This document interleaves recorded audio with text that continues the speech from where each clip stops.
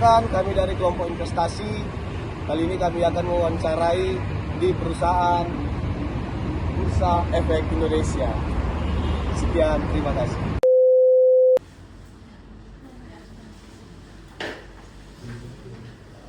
Boleh Pak, kami boleh Pak. Sebelumnya perkenalkan Pak, kami dari kampus Universitas Senjamuri. Jadi tujuan kami di sini ingin menyelesaikan tugas kuliah kami tentang investasi. Jadi kami ingin bertanya tentang investasi-investasi Pak di perusahaan ini. Oke. Kalau boleh kami minta perkenalan dulu Pak. Apa pertanyaannya Pak? Pertanyaannya, menurut Bapak apa itu investasi? Investasi itu adalah menyimpan aset untuk kebutuhan di masa depan, ya kan? Atau menyimpan uang kita di masa sekarang untuk kebutuhan di masa depan. Nah, Bapak, berapa jumlah besaran pajak tiap melakukan investasi ke negara? Bagaimana dengan masalah kontrak perjanjian kerja? Pajaknya kalau di Bursa Efek Indonesia pajaknya udah final itu kisaran 0,1 karena pajak itu udah semua final ya, pajaknya itu 0,1 untuk negara, pajak untuk pajak penghasilan penghasilan iya, pajak penghasilan itu 0,1 dari setiap penjualan saham atau reksadana ataupun obligasi itu 0,1% ya, 0,1%. Setiap penjualan saham itu 0,1%. Itu apa tadi lagi? Tadi yang lanjutan tentang Lanjutannya, itu bagaimana dengan masalah kontrak perjanjian kerjanya? Kontrak perjanjian kerja maksudnya perjanjian kerja apa nih? untuk dalam investasi yang Iya. pelaku utama. Iya, sebetulnya kalian ini harus yang pertama sebelum melakukan riset kalian harus masuk dalam dulu, ya kan? Mencoba melakukan pembukaan rekening dulu. Di situ ada kontraknya, ada apa data-data yang harus diisi. Nah dari situ kalian dapat nih isi perjanjiannya apa, semuanya apa nih ada di situ semuanya. Bagaimana prosedurnya, ya, bagaimana sampai dengan tahap akhir. Nah baru saya situ baru nanti akan clear di situ, teman-teman bisa tahu semuanya. Kalau untuk perjanjian dan segala macam itu udah memang udah standarisasi nasional ya, semua perusahaan sekuritas memang seperti udah standarisasi nasional lah, gitu. Karena udah diawasi sama OJK kan.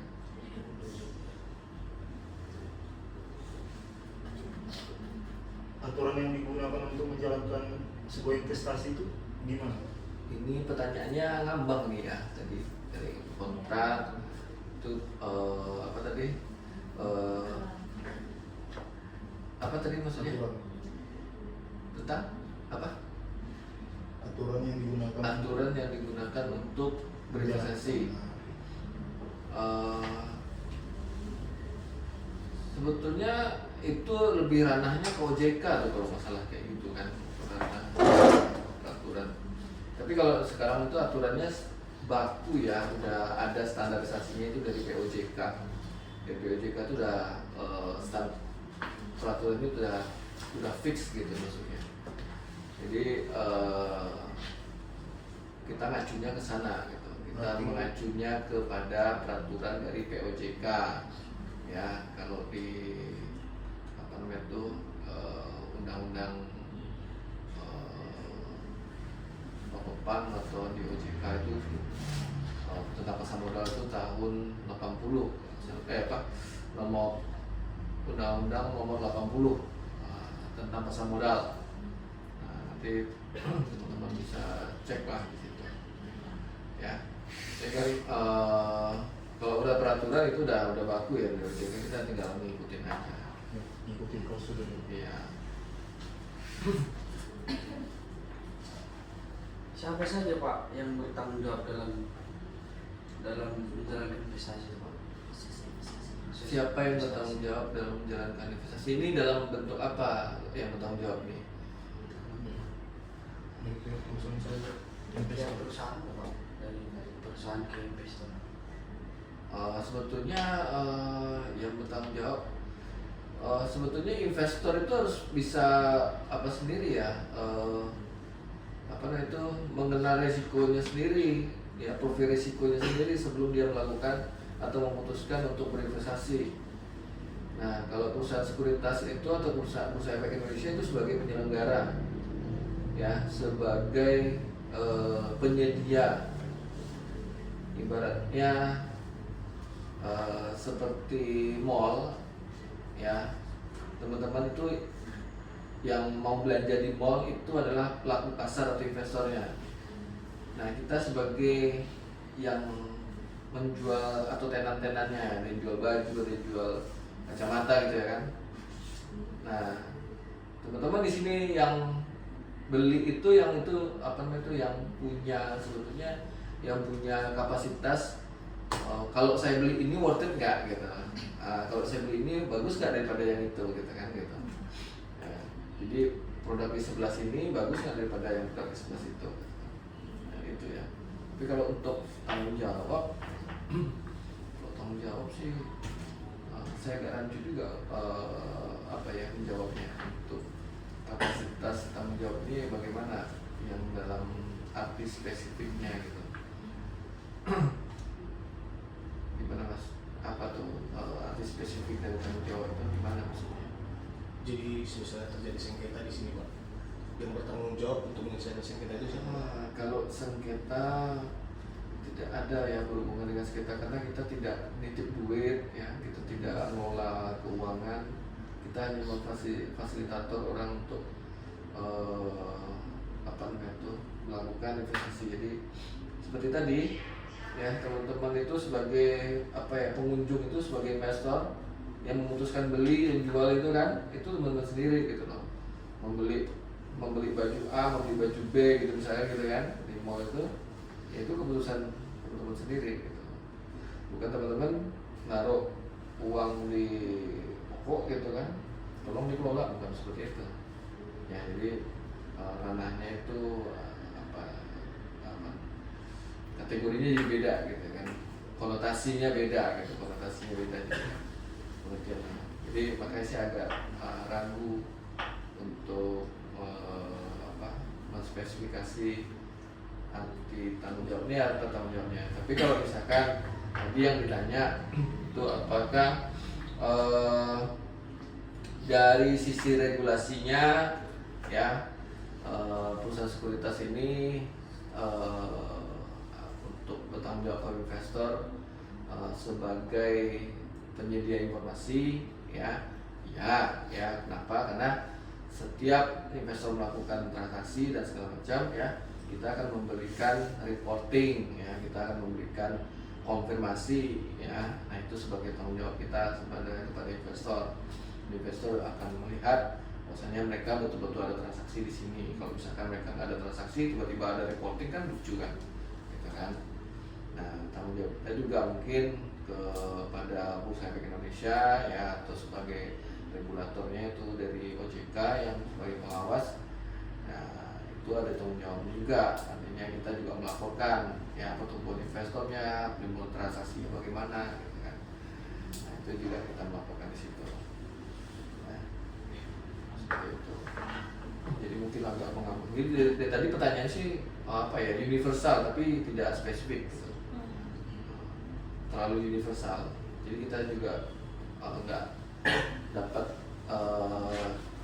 apa ya, clue-nya kemana gitu, arah pertanyaannya gitu. Bisa lebih dirangkum. Kalau teman-teman yang kemarin yang itu agak dirangkum sedikit ya, agak mengecilkan konotasinya gitu. Jadi jangan-jangan teman-teman belum paham nih tentang investasi apa di Bursa Efek Indonesia. Nah kan, teman-teman pasti belum paham nih tentang investasi Bursa Efek Indonesia gitu kan, bagaimana ya. Nah, oke, ada lagi? Selama Bapak bekerja di perusahaan ini, apakah ada tantangan atau hambatan dalam menjalankan perusahaan? Kalau tantangan dan hambatan pasti ada, ya kan? Pasti. Apa? Oh, apa ya? Itu tadi yang paling berkesan ya untuk tantangannya itu adalah membuat seperti teman-teman ini mengerti. Gitu ya. Jadi kan teman-teman ini kan tahu tentang investasi, tapi tidak sepenuhnya tahu dan membuat alur yang benar gitu. Ya. Jadi kalau ngomong investasi ya nanamin duit atau nanam modal atau sebagainya gitu kan, itu secara konotasi umum ya kan. Tapi lebih detail atau lebih ke spesifikasinya kemana itulah tantangannya di situ gitu. Membikin supaya masyarakat itu lebih mengerti dan mencegah dari memutus mata rantai tentang investasi bodong, judi online dan segala macam gitu. Ya, pasti itu tantangan terberatnya di situ karena kalau orang ngomong investasi sekarang investasi banyak banget gitu kan, banyak banget ya. Kayak perusahaan future sebelah ini di Dimek yang perusahaan forex ya, yang jualnya forex, minyak, oil, gold segala macam itu, mereka ngomongin investasi juga gitu. Padahal mereka bukan investasi, mereka di bidang perdagangan. Teman-teman pernah kan kalau di Play Store dan segala macam itu ada cerita tentang all-in trade, ya kan ada itu kan. Nah, itu bukan investasi, itu perdagangan. Ya. Kalau misalnya kayak toko kripto. Iya, toko kripto itu perdagangan bukan investasi. Perdagangan. Iya, karena di alurnya seperti ini teman-teman. Ya, alurnya ya. Ini struktur organisasi itu harus teman-teman tahu sebetulnya ya. Ini kita itu dari OJK sebagai lembaga pengawas ya. Di bawah OJK itu ada namanya, OJK ini ngawasin ya. Ada perbankan, ada pasar modal ya. Ini ada bank ya, ada pasar modal, ada asuransi gitu ya. Nah, di bank ini kan ada nih Bank Mandiri, BCA sebenarnya ngawasin ini kan. Ada pasar modal nih, siapa yang ngawasinnya? Nah, ini ada Bursa Efek Indonesia. Ini ada KSEI ya kan, lalu ini ada KPI. Nah ini sebagai regulasinya dengan 3 nih. Di bawah ini ada sekuritas perusahaannya, termasuk kami di sini. Ya, yang asuransi ini ada mungkin dari Jiwasraya, ada segala macam di sini kan. Nah dari OJK ini, ya di atasnya siapa nih dari OJK? Ini adalah Kementerian Keuangan, ya kan. Nah menterinya Sri Mulyani. Ya, yang di sini adalah bursa juga, namanya apa? Bursa Berjangka Jakarta ini katanya Bursa Efek Indonesia ya, BI Bursa Efek Indonesia. Di sini adalah Bursa Berjangka Jakarta. Nah, Bursa Berjangka Jakarta ini menguasai perusahaan future tadi kayak Rifan, gitu kan, kayak Kontak Perkasa, International, kayak Dimek, kayak toko kripto, gitu, kayak Indodax, gitu ya kan. Nah di atasnya BBJ ini ya, ini namanya Bapepti, ya, Bapepti. Badan Perdagangan Komoditi. Nah, di atas Bapepti ini Kementerian Perdagangan, yang menterinya Pak Zulhas. Beda kan? Ya. Nah, ini aja udah beda.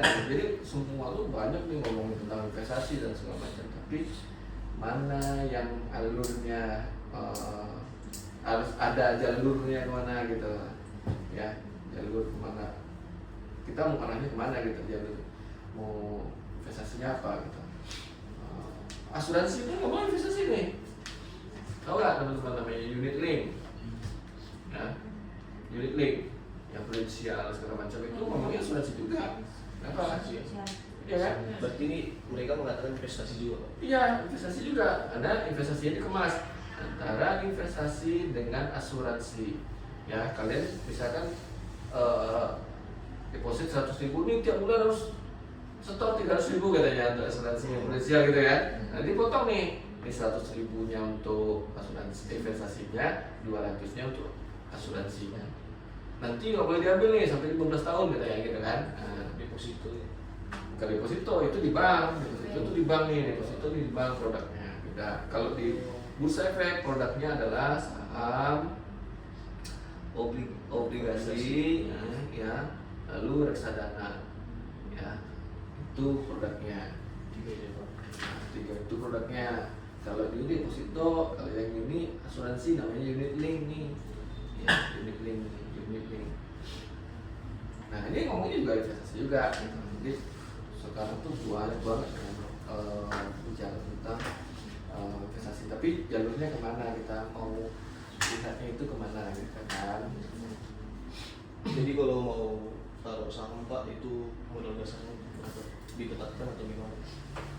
Oh, kalau untuk membeli saham Iya, itu paling rendah harga saham itu Rp50. Rp50 berarti karena saham itu kan satuannya lot ya. Iya. Nah, satu lot itu sama dengan 100 saham. Ya, 1 saham. Jadi kalau 50 kali 100 ya berarti Rp5.000. Kita bisa membeli saham. Di sini juga bisa gitu Pak. Iya, ini gedung Bursa Efek Indonesia. Di dalam gedung Bursa Efek Indonesia itu ada apa namanya itu? Ada sekuritas-sekuritasnya. Nah, kami ini salah satu anggota Bursa Efek Indonesia atau sekuritasnya. Seperti yang saya bilang tadi, di Mall SKA itu mall ya, satu mall itu di dalam itu ada tenan-tenan kan. Ada yang jual-jualan gitu segala macam gitu kan. Nah, kami itu yang tenan-tenan itu yang jualan gitu di dalam mall. Mall itu ibaratnya Bursa Efek Indonesia. Mall SKA jualan nggak di situ? Hah? Mall SKA jualan? Enggak, ini sebagai regulator kan, yang ngawasin, terus yang menyelenggarakan kan gitu kan. Nah, di dalamnya itu ada toko-toko itulah yang anggota dari mall tadi kan. Nah, sama Bursa Efek Indonesia itu adalah penyelenggaranya. Di dalam itu ada sekuritas-sekuritasnya. Sekuritas itu yang menjual-jual dari apa? Nah, siapa yang mengunjungi sekuritas itu itulah pengunjung atau investor tadi. Gitu. Yang ditransaksikan sama ya, jadi ada saham, ada obligasi, ada reksadana gitu. Nah, mungkin si obligasinya masing-masing toko beda-beda nih. Ada yang toko parfum, ada yang toko baju. Nah, ini obligasinya beda nih, obligasinya si A, si B. Ini reksadananya si A, si B yang jualan gitu. Gitu. Jadi investor bebas yang mau milih yang mana kan. Oh, ternyata nih suku bunga yang ini lebih tinggi nih. Oh, ini kupon yang ini lebih tinggi, ya udah saya belinya di sini gitu. Oh, perusahaan ini nawarkan fee yang lebih rendah, oh saya ikut beli di situ. Saya ikut joinnya di situ. Di toko itu kan, misalkan di toko batik keris, ada batik apa gitu kan. Oh, di batik keris nih modelnya sama, tapi lebih murah gini, kan di sini. Nah, kayak gitu loh misalnya. Ya kan? Tapi teman-teman harus tahu dulu yang tentang konsep dari pasar modal itu. Karena ini berinvestasi itu kan, investasi itu kan apa? Kalau saya tanya balik, tadi kan saya bilang kan saya menyimpan sejumlah aset atau uang untuk kebutuhan di masa datang. Tujuannya itu untuk mengalahkan inflasi, ya kan? Agar aset kita itu aman di masa datang atau bertumbuh lah malah lebih kan? Nah, kan gitu. Nah, kira-kira kalau udah aset yang di itu, berarti apa yang dibutuhkan itu sebetulnya? Kalau kita nyimpan aset atau modal itu uang itu berarti apa yang dibutuhkan? Bukan, modal yang dibutuhkan. Ya kalau kita berinvestasi kita nggak ada modal gimana caranya? Oh, udah masukkan modal. Karena kan investasi kan dalam Iya kan? Nah, jadi kan kita harus tahu dulu konsep dari pasar modal, ya kan? Nah, pasar modal itu ya tempat bertemunya orang yang butuh modal sama yang punya modal kan gitu. Nah, baru ketemunya itu pasar modal. Kalau pasar ikan, iya, yang butuh ikan sama yang jual ikan. Ya kan, kalau di pasar modal orang yang butuh modal sama yang punya modal. Nah, baru itu dapat tuh konsep dari investasinya itu. Nah, struktur pasar modal dulu yang teman-teman pelajarin. Struktur pasar modal atau konsep dari pasar modal, baru ketemu investasi. Baru ketemu tuh, oh di pasar modal tuh investasinya ini gitu jatuhnya, ya kan. Baru nanti ketemu tuh alurnya. Kalau dari investasi dulu dia global ya. Kalau teman-teman masuk dari investasi dulu dia global. Teman-teman hanya ngambang, nggak ada spesifikasi tujuan poinnya kemana. Kalau dari pasar modal dulu, baru turun masuk ke investasinya, baru dia lebih spesifikasi, baru dapat nanti clue-nya yang mana tujuannya gitu. Tadi kan Pak, ada 3 nih ya Pak, ada saham, obligasi, sama reksadana. Iya. Kalau kami boleh tahu, Iya. gimana cara membedakannya Pak? Ya, kalau saham ini itu adalah bukti kepemilikan. Berarti kita membeli saham perusahaan Telkom, berarti kita pemilik Telkom. Walaupun itu kecil dibeli. Iya. Beli kita misalkan saham Telkom misalkan harganya 2.000 perak. Berarti butuh modal sekitar 200.000 misalnya gitu kan. Nah, saya beli satu nih Telkom. Berarti saya pemilik Telkom.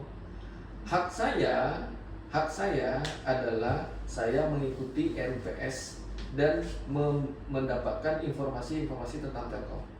Itu haknya, karena saya pemilik, ya kan. Terus hak saya juga apa? Mendapatkan bagi hasil atau royalti atau dividen dari hasil penjualan atau keuntungan laba si Telkom. Itu hak saya, karena saya memiliki Telkom. Itu kalau saham, ya kan. Nah, kewajiban saya apa? Nah, itu ada hak, saya ada kewajiban dong, ya kan. Kewajiban saya adalah wajib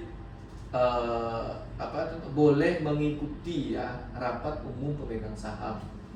Itu kewajibannya harus mengikuti rapat umum pemegang saham. Itu fungsinya apa? Untuk memberikan suara dalam RUPS. Nah, itu kewajiban saya. Tapi kalau kayak belinya tadi, kamu belinya cuma satu lot, ya suaranya pasti kecil kan, duduknya paling belakang. Dalam RUPS pasti duduk paling belakang gitu kan, suaranya kecil. Orang yang di depan tuh kan punya mayoritas yang besar sampai pemiliknya berapa persen dan segala macam. Nah, kalau yang kita beli satu lot kan persentase dari total modal Telkom dari satu lot itu kan cuma 0,0001%, gitu kan. Tidak ada hak khusus lah ya Pak, kalau yang besar modalnya Pak. Ya, itu pasti dulu di depan dan punya suara yang menentukan besaran dividen. Oh, saya mau dividennya 100% dari laba gitu. Nah, bisa aja gitu, karena dia punya mayoritasnya. Gitu, namanya mayoritas suara gitu. Kalau yang investor kecil-kecil ya dia punya kewajiban juga untuk memberikan, tapi tidak tidak terlalu namanya ini bukti kepemilikan ya. Kalau dia pemilik saham itu adalah bukti kepemilikan. Jadi kita punya ya, saya bisa klaim hak atas Telkom karena saya punya. Tapi saya bukan pegawai Telkom. Tapi hak dan tanggung jawabnya itu sama itu Pak dengan yang ngasih modal besar Pak. Sama, Tetap sama ya. Nah, kalau obligasi beda. Kalau obligasi ini adalah surat utang. Jadi perusahaan itu mengeluarkan utang.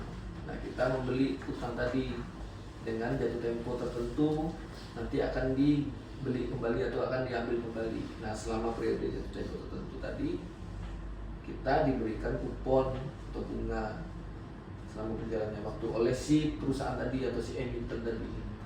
Gitu. Kalau reksadana ini adalah sama ini nih reksadana nih, bersama ini. Nah, ini adalah mengolah aset ya. Aset itu bisa deposito, bisa saham, bisa obligasi. Dikelola sama namanya manajer investasi. Ya, manajer investasi itu bukan saya, bukan ada orang lain gitu, bukan. Kalau orang lain yang ngaku berinvestasi tiba-tiba investasilah sama saya, nanti saya kasih untung 30% sebulan gitu. Itu pasti bohong gitu. Untuk pasti bodong ya. Nah, kalau untuk reksadana itu manajer investasi siapa? Itu perusahaan sekuritas satu, asuransi satu, ya kan? Asuransi itu bisa jadi manajer investasi itu. Perbankan di bagian aset manajemennya itu perusahaan, bisa jadi perusahaan manajer investasi. Perusahaan sekuritas misalkan kayak kami dari Core Investment itu juga jadi perusahaan manajer investasi, tapi bagiannya bukan dari kami, ada bagian tertentu lagi namanya bagian aset manajemen yang mengolah dari produk-produk ini tadi. Nah, itu pun transparan. Dia kalau si reksadana tadi, si manajer investasi itu nanti dia akan mengolah apa? Misalkan obligasinya 10%. Obligasi A misalkan, obligasi B totalnya 10%. Sahamnya misalkan 20%, sama apa? Saham Gudang Garam, saham Purna, BRI, BCA, ini transparan. Deposito misalkan 5%, deposito apa? Bank Hijau, Bank BRI gitu kan. Nah gitu. Jadi dia ada transparansi di situ kelihatan. Oh, berarti kita tinggal beli apa? Ini tadi unit linknya ya kita beli. Ya, unit penyertaannya yang kita beli. Kalau di asuransi namanya unit link, tapi kalau di reksadana namanya unit penyertaan. Tuh. Nah, si investornya nanti dapat apa? Dapat apa? Ya dapat kenaikan dari modal. Misalkan modal yang dibeli adalah tadi 1.000 perak gitu. Nah, unitnya karena sahamnya obligasi naik, semua naik kan? Unitnya jadi 1.500 misalkan. Ya udah, berarti modalnya naik jadi 500 perak.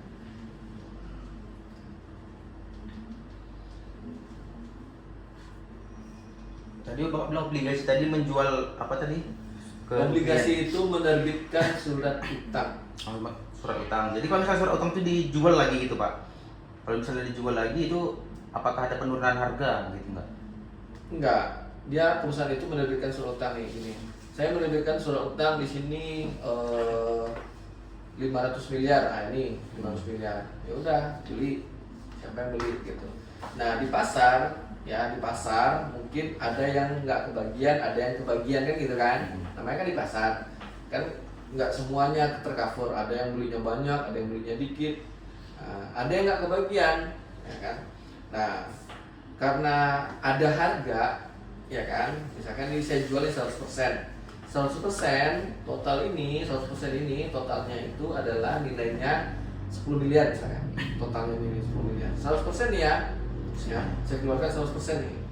Nah, ternyata udah dilempar ke pasar sana ya. Lalu di pasar tuh ada yang belum kedapatan, belum kebagian. Nah, ternyata harganya naik jadi 102%. Ya, ini nilainya di 100% nih. Jadi naik harga 102%. Berarti yang punya di awal dia membeli 100%, dia ada keuntungan 2% kan? Nah, kalau dia pengen jual ke orang yang belum, dia dijual aja. Berarti kan harganya yang si pembeli baru belinya 102%. Harganya lebih premium, lebih mahal sedikit kan daripada harga dasar. Harga dasar kan 100%. Nah, ada juga obligasi mungkin ya karena kenaikan nilai tukar rupiah dan segala macam gitu kan. Rupiahnya sampai melemah sampai 16.000, itu nilai obligasi turun. Nah, terdiskon nih obligasinya, jadi harga 95%. Tadi si investornya belinya 100%. Sekarang harga pasarnya itu jadi 95%. Artinya bukan fair value-nya, ya kan? Jadi itu jadi under value-nya atau di bawah ya harga pasarnya. Terdiskon. Nah, ada mungkin orang lain yang mungkin waduh daripada ini harganya turun dulu mending saya jual misalkan seperti itu. Ada yang mau beli lagi ya, pada saat beli dia dapatnya itu ya, atau barangnya masih sisa gitu ya, belum laku si obligasinya, jadi menjualnya semua sudah 10 miliar masih ada sisa 1 miliar lagi, 9 miliar udah laku, 1 miliar belum laku, tapi si harganya terdiskon 95%, si investor mau beli yang 1 miliar lagi gitu misalkan. Ya, itu bisa jadi. Jadi pengaruh harga itu dilihat dari fair value-nya dari harga obligasinya. Ya, harga obligasinya itu berapa yang ditetapkan, berapa yang terjadi di pasar. Karena yang menjadikan harga itu naik dan turun itu adalah kita pelaku pasar. Ya, membuat harga cabai itu naik dan turun di pasar itu adalah pelaku pasar. Pelaku pasar itu siapa? Ada pembeli dan penjual. Pembelinya siapa? Ada pembeli besar, ya ada penjual besar. Namanya penjual besar itu apa? Tenggula, gitu kan? Atau pembeli besar itu seperti yang pemborong, grosir dan segala macam. Itu bisa mainkan harga kan? Mereka kan? Nah, terciptalah apa sih itu? Demand supply kan? Nah, jadi kalau misalkan ini si petaninya banyak barangnya, terus si tengkulaknya masih ada stok barangnya, dia nggak mau beli, harga turun. Petani ingin jual barangnya dulu untuk dapetin biaya pupuk dan segala macam gitu. Ya turun 1.000 atau 2.000 gitu kan gitu. Jadi menciptakan harga ini adalah pelaku pasar atau investor itu sendiri gitu. Baik itu investor besar maupun investor kecil.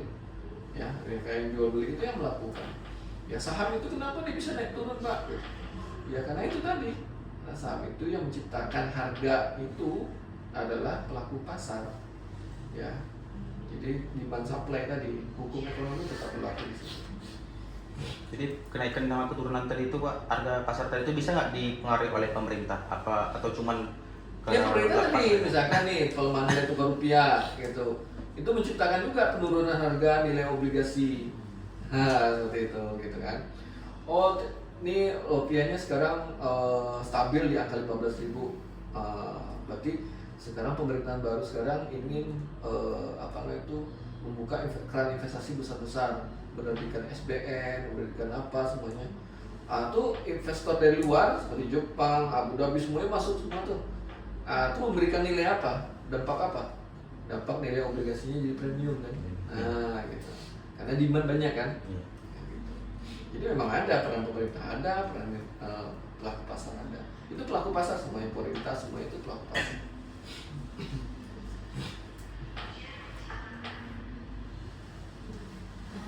Pertanyaan selanjutnya Pak, apakah si pelaku investasi dan perusahaan selalu mendapatkan keuntungan? Kalau jika terjadi kerugian gimana? Ini lebih spesifik. Tadi kalau tadi ngambang semua. Kalau pelaku pasar sama ini pasti dia akan mendapat keuntungan. Yang pertama, kalau si investornya untuk melakukan investasi pasti dia akan mencari capital gain, ya, keuntungan dari selisih harga jual beli itu capital gain. Lalu akan mendapatkan bagi hasil seperti dividen ya atau kupon atau kenaikan dari unit dan segala macam, itu adalah bagi hasilnya dari investasinya. Nah kalau si perusahaan ya, kalau investornya bertambah, transaksi banyak, otomatis perusahaan juga mendapatkan fee yang lebih banyak, ya kan? Nah, kalau kerugiannya gimana? Ya kerugiannya itu tadi, sebaliknya kalau bagi investor ya investornya pasti ada namanya capital loss. Dari capital gain, kebalikannya capital loss. Capital loss itu ya membeli di harga yang lebih tinggi daripada harga jualnya, itu capital loss. Lalu si investor juga nggak terima dividen atau nggak terima royalti atau pembagian hasil. Misalkan perusahaannya, misalkan ini contoh ya, saya beli perusahaan, misalkan contoh ini si teman-teman tahu Sritek kan, Sritek yang lagi heboh-heboh sekarang tuh beritanya Sritek. Sritek tuh industri apa coba? Tekstil, ya tekstil. Nah si Sritek ini perusahaannya itu besar tuh.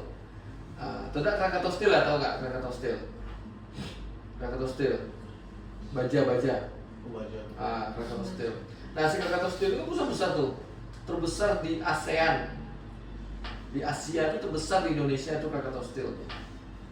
Ya di Banten lah. Itu baja terbesar di Indonesia. Nah perusahaan itu rugi. Gitu, dari laporan keuangan itu perusahaan itu masih rugi. Nah pada saat rugi ya investor yang nggak dapat apa-apa. Kalau investor dia beli sahamnya, ya dia nggak bisa dapat bagi hasil karena perusahaannya rugi. Ya kan?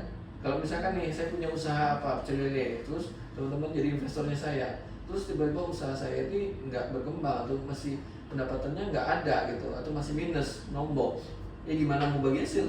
Ya gitu. Nah itulah risikonya. Ya. Ada juga nih perusahaan yang untung, misalkan contoh lah Excel gitu, perusahaan Excel tahu kan? Nah, Excel itu untung perusahaannya, tapi dia di RUPS, di rapat umum pemegang saham, dia nggak bagi hasil atau nggak bagi dividen dari keuntungan. Nah, semua pemegang saham setuju, nggak mau bagi hasil. Loh, kenapa pertanyaannya? Kok tuh nggak mau bagi hasil? Kok nggak bagi royalti kita, gitu kan investornya? Nah, dananya besar, bagi retail mungkin dana besar, tapi ada mungkin di manajemennya mungkin dijelaskan. Oke, kita nggak bagi hasil sekarang, ya kan? Jadi dana dari keuntungan ini kita mau proyeksikan untuk project nih, misalkan project 5,5G, project dari pengembangan jaringan dan segala macam. Nah, nanti dari project ini di tahun depan mungkin dividen kita double. Kan gitu. Nanti ada sesuatu di situ kan, ada sesuatu. Nah, itu oke, besok setuju nih semuanya gitu kan. Misalnya mungkin tahun ini laba ditahan istilahnya gitu kan. Ini perusahaan ini menahan labanya nanti untuk diekspansi ya, untuk ini segala macam, nanti di tahun depannya otomatis peningkatan labanya bisa double digit. Pada saat di double digit dia bisa bagi dividen bisa double gitu kan. Nah, keuntungannya bisa berlipat gitu kan, seperti itu. Jadi ada ketentuan-ketentuannya, ya nggak hanya perusahaan rugi aja nggak bagi dividen, tapi perusahaan itu juga bisa juga nggak bagi dividen, tergantung dari RUPS. Ya, karena rapat umum pemegang. Karena investor itu adalah pemilik, ya kalau pemilik dia mempunyai hak suara di situ. Oke, lagi. Yang terakhir lah Pak. Ya boleh. Apa yang harus menjadi pertimbangan utama saat memilih jenis investasi? Profil risiko. Iya, kalau kita profil risikonya bagaimana? Karena setiap orang tuh profil risikonya beda. Ada yang high risk, ada yang akselerasi tinggi nih profil risiko.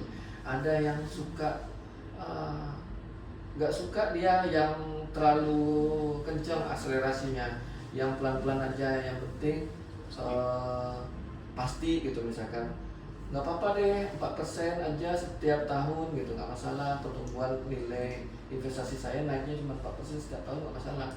Ya ini cocoknya deposito misalkan gitu kan, atau reksadana cocoknya seperti itu ya, karena deposito reksadana itu kan, kalau deposito tuh suku bunga Bank Indonesia sekarang kan 5%, berarti deposito itu kisarannya ya 3-4%, itu sebelum potong pajak ya.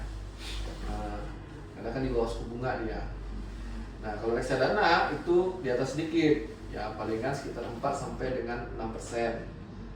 Nah orang yang nggak mau tipenya high risk ya, moderat atau di bawahnya ya mereka akan lihat ya udah berarti investasi di level ini dia nyaman di situ gitu kan, nggak terlalu pusing.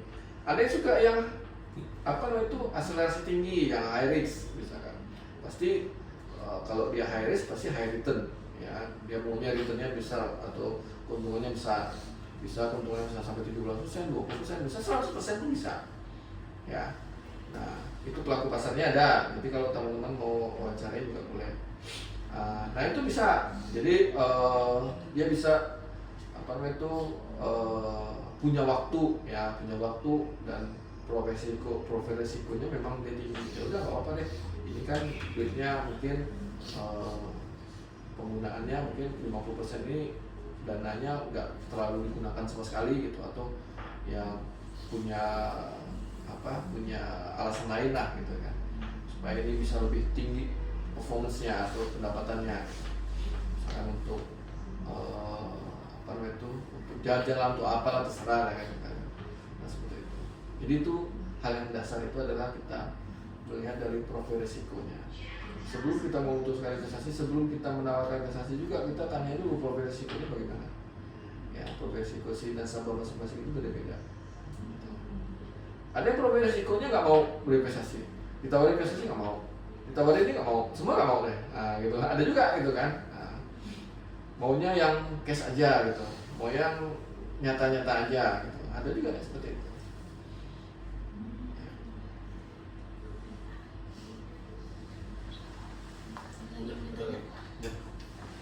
Jadi itulah Pak pertanyaan dari kami. Iya. Jadi kami mengucapkan banyak terima kasih Bapak sudah meluangkan waktu untuk kami. Terima kasih kembali. Mudah-mudahan bisa ceritakan. Nah, saya pesannya bahwasanya teman-teman harus kalau investasi itu global ya teman-teman ya. Investasi global banyak, tapi harus spesifik dulu. Teman-teman cari spesifiknya kemana. Kalau industrinya pasar modal ya, karena emas juga investasi, tanah juga investasi ya kan. Terus apa sekarang lagi investasi teman-teman ini, investasi leher ke atas apa coba? Bukan. Leher ke atas itu di bidang ilmu pengetahuan ya. Jadi teman-teman di kuliah ini adalah investasi leher ke atas ya. Itu banyak universal ya kategori investasi itu, jadi lebih dispesifikasikan teman-teman tujuannya mau kemana gitu ya. Terus untuk untuk ingin tahu lebih dalam tentang investasi, teman-teman harus terjun di situ. Ibarat ada kata-kata orang Jerman itu kan katanya, kalau misalkan kita melakukan hal tanpa kita terjun dalam suatu hal tersebut, Ya, kita ibaratnya seperti apa? Seperti orang yang berenang tanpa masuk ke kolam renang. Kenapa gitu Pak? Nah, karena gini, kalau misalkan orang kita udah belajar berenang itu gaya dada itu seperti ini, itu gaya kupu-kupu seperti ini, ya, terus gaya mengambang itu seperti ini, terus kita nggak pernah ke kolam renangnya. Pada saat kita ke kolam renang, gaya tadi lupa semuanya jadi gaya batu, ya kan? Jadi ibaratnya kita kalau kita mau masuk ke dalam atau menelusuri hal tersebut, kita harus terjun di dalamnya. Artinya kita masuk dalam kolam renangnya, kita pelajarin di situ. Nah, gitu, kita masuk di situ. Nah, apapun resiko yang terjadi di situ, resiko itu adalah pembelajaran untuk bisa nggak terjadi lagi, gitu, ya kan? Tapi kalau nggak pernah ada resiko, kita takut dengan resiko, ya resiko itu akan datang terus. Gitu. Tapi kalau resiko itu udah kita dapat resikonya di awal, resiko kemudian itu akan menjadi kecil, ya, gitu. Seperti itu. Karena kan teman-teman misalnya naik kendaraan nih, teman-teman udah mahir semua kan naik motor kan? Nah kan, udah bisa klik-klik itu bisa kan? Tapi kira-kira coba apa namanya itu? Resiko gimana di situ? Pasti ada kan? Pasti ada, cuman teman-teman bisa meminimalisasi resikonya. Tergantung kita lagi ya. Nah itu tadi lah, tergantung kita lagi profil resiko tadi. Mau cepat ke Unilak sana, ya kan? Unilak kan? Nah, mau cepat ke Unilak berarti resiko tinggi tuh. Mau kebut-kebutan.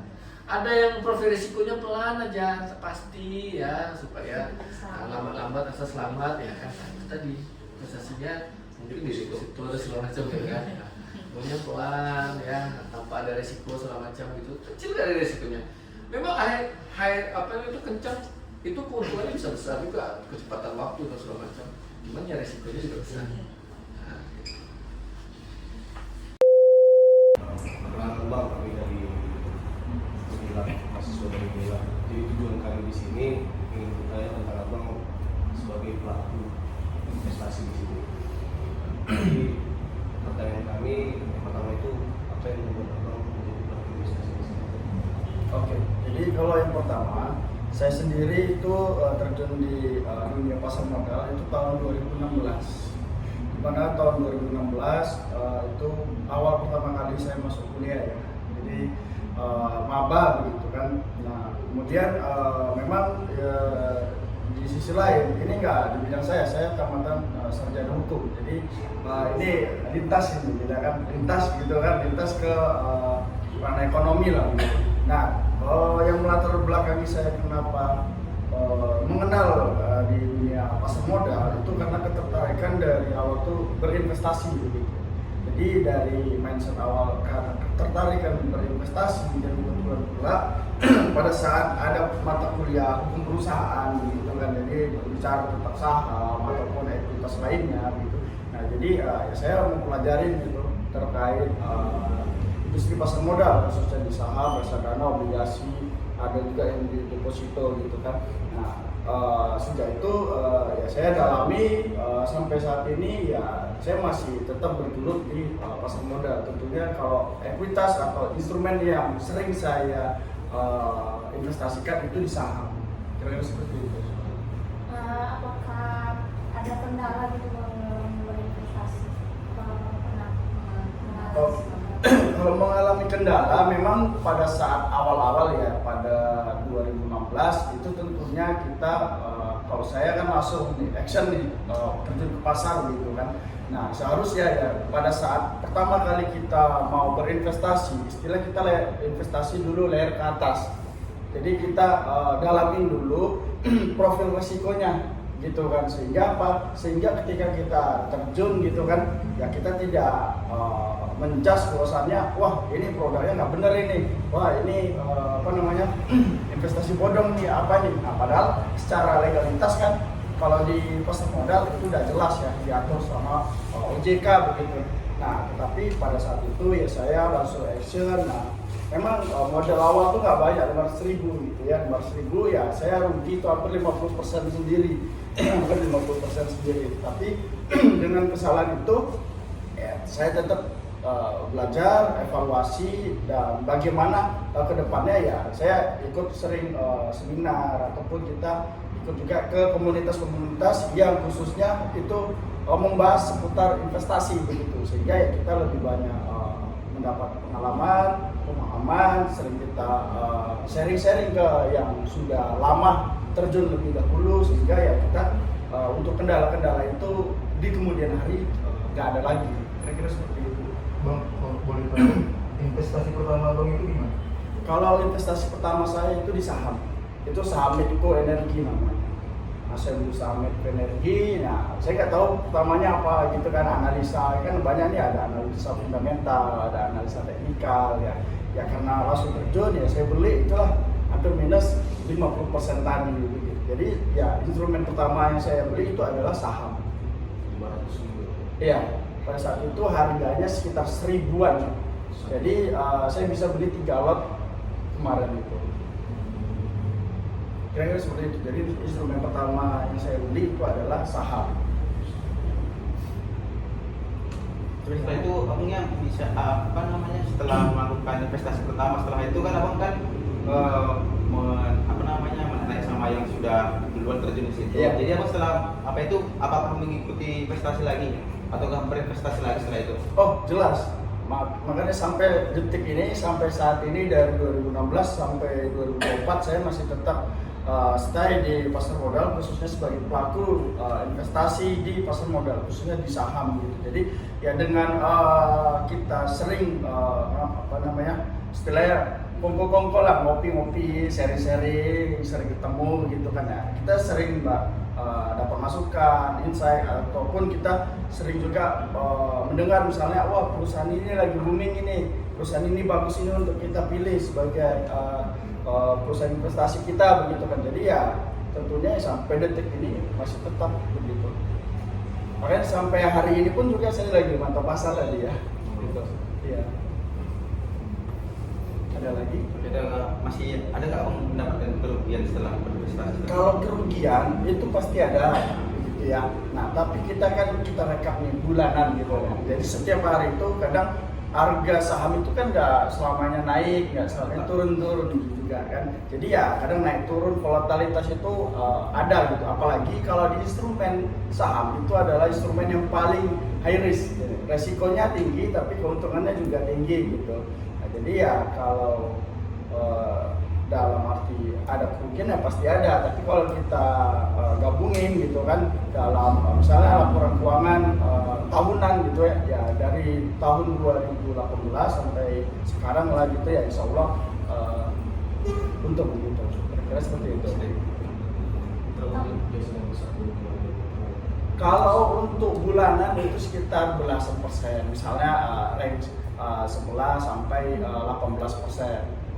Kira-kira seperti itu. Karena kalau misalnya kita berinvestasi ke instrumen deposito misalnya gitu kan, berapa gitu persenannya dalam 1 tahun kan kecil gitu kan. Kemudian kayak emas juga, emas kan sebagai sarana lindung nilai sebenarnya gitu kan. Kemudian kayak obligasi ya itu range-nya keuntungannya di bawah 10% gitu. Jadi kalau untuk di saham ya kita tinggal lagi kita bagaimana cara atur strateginya. Yang penting dalam berinvestasi itu, baik itu kita mau berinvestasi saham, obligasi, reksadana ataupun apa itu segala macam, kita yang penting tujuannya dulu untuk apa gitu.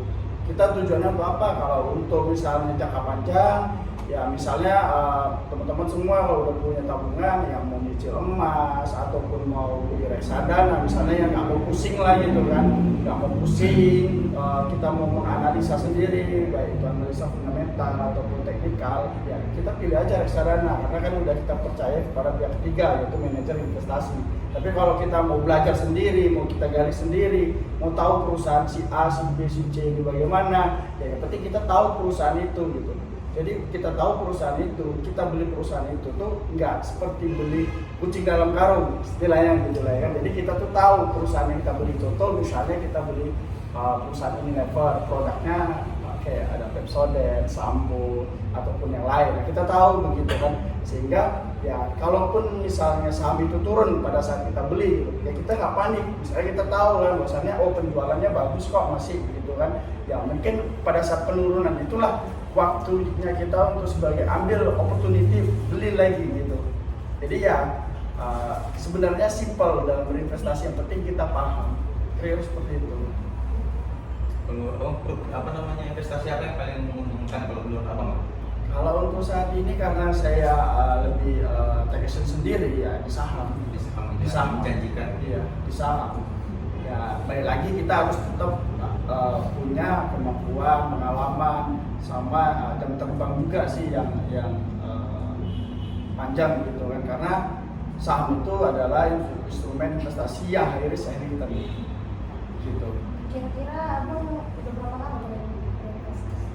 Kalau itu tadi dari 2016 sampai saat ini, kira seperti itu. Abang kan udah lama melakukan investasi. Iya.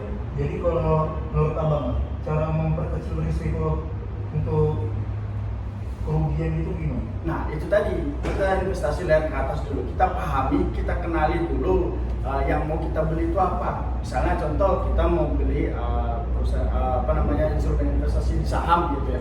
Nah ya kita kenali dulu nih profil resiko kita tuh seperti apa gitu. Kita nih risk taker atau enggak gitu kan. Kalau di saham itu pasti risk taker gitu kan, karena ya resikonya tuh tinggi, ya keuntungannya itu tinggi. Nah jadi yang harus kita pahami atau yang harus kita miliki gitu kan, untuk menghindari, setidaknya meminimalisir resiko itu tadi gitu. Ya kita harus paham dulu, paham apa yang kita beli, kita tahu, kita kenal produknya, kita kenal perusahaannya gitu. Misalnya mau beli saham Bank BRI, Bank BCA, Bank BSI, Unilever atau Mayora gitu. Nah kita gali dulu loh perusahaannya dari profil company-nya seperti apa nih, shareholder-nya seperti apa nih, komisaris, direksinya, kemudian penjualannya bagaimana nih.